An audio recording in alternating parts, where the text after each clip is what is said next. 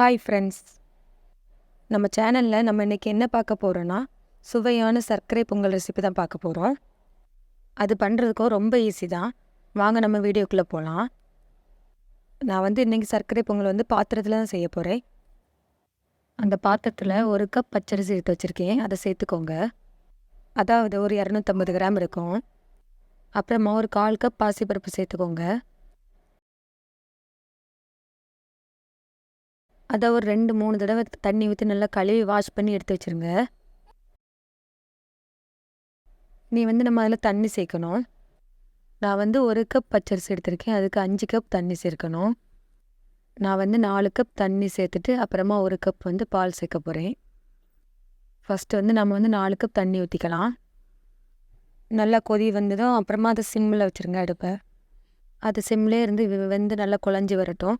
அதுக்குள்ளே நம்ம வெள்ளை பாகு ரெடி பண்ணிடலாம். நான் 1 கப் வெல்லத்தை ஒரு 1/2 கப் தண்ணி ஊற்றி நல்லா காய்ச்சி வடிகட்டி எடுத்து வச்சுருக்கேன். அது ஒரு ஓரமாக இருக்கட்டும். பாருங்கள், இந்த மாதிரி குழஞ்சி வந்ததும் நல்லா நான் எடுத்து வச்ச 1 கப் பாலை ஊற்றிக்கிறேன். பால் ஊற்றுனது நல்லா கலந்து விட்டுட்டே இருங்க. பால் நல்லா வற்றி வந்ததும் நம்ம கரைச்சி வடிகட்டி வச்சுருக்க வெல்லத்தை உள்ளே சேர்த்துடலாம்.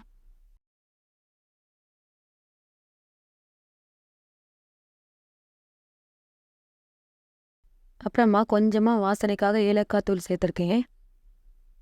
ஒரு பிஞ்சு உப்பு, அப்புறமா கொஞ்சமாக துருவின தேங்காய் சேர்த்து நல்லா கலந்து விடணும். பாருங்கள், இப்போவே இது ரெடி ஆயிடுச்சு. இனி இதில் நம்ம நெய் சேர்த்து தாளிப்பு கொடுத்துடலாம். ஒரு தாளிக்கிற கரண்டியில் 2 ஸ்பூன் நெய் ஊற்றிக்கோங்க. நெய் அதிகமாக இருந்தாலும் பரவாயில்ல, அப்போ தான் நல்லாயிருக்கும் சர்க்கரை பொங்கல். நெய் நல்லா சூடாகட்டும். நெய் நல்லா சூடானதுக்கப்புறம் அதில் கொஞ்சமாக முந்திரி பருப்பு சேர்த்துக்கோங்க. முந்திரி பருப்பு நல்லா பொன்னிறமானதும் அதில் கொஞ்சமாக உலர்ந்த திராட்சை சேர்த்துக்கோங்க.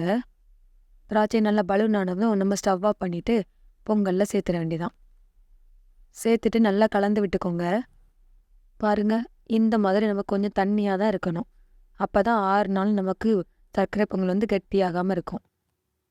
ஓகே ஃப்ரெண்ட்ஸ், நமக்கு சர்க்கரை பொங்கல் சீக்கிரமாக நல்லா சூப்பராக தயாராகிட்டு பாருங்கள்.